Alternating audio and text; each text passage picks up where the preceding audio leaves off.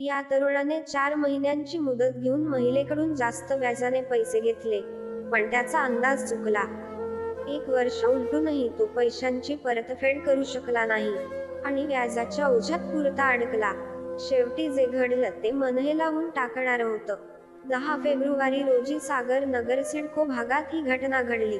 लखन गोवेकर, वय 25 या तरुणाने कल्पनाताई धावडे, वय 36 या महिलेकडून गरजेपोटी 2 लाख रुपये जास्त व्याजाने घेतले होते.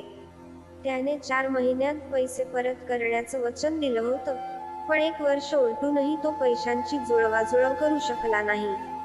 व्याजाचा टक्का जास्त असल्यामुळे रक्कम प्रचंड वाढली.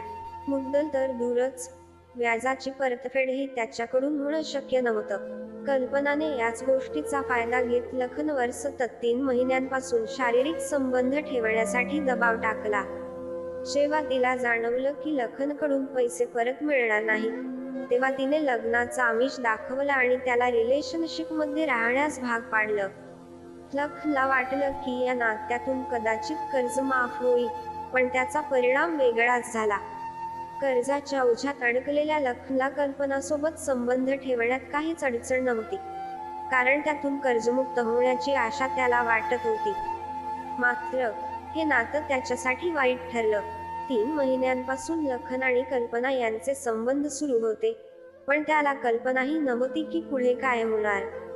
10 फेब्रुवारीला घडलेल्या घटनेने मात्र सगळं चित्र बदललं. त्या दिवशी लखनने आपल्या राहत्या घरी गळफास घेऊन जीवन संपवलं. त्याच्या वागण्यात काहीच संशयास्पद वाटत नव्हतं, त्यामुळे घरच्यांनाही हा धक्का बसला.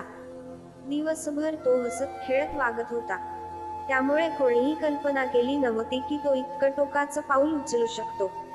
पोलिसांनी तपास सुरू केला असता लखनच्या मोबाईलमध्ये शेवटच्या संभाषणाचा महत्त्वाचा पुरावा मिळाला.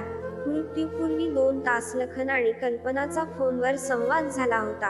या पुराव्याच्या आधारावर पोलिसांनी कल्पनाला ताब्यात घेतलं.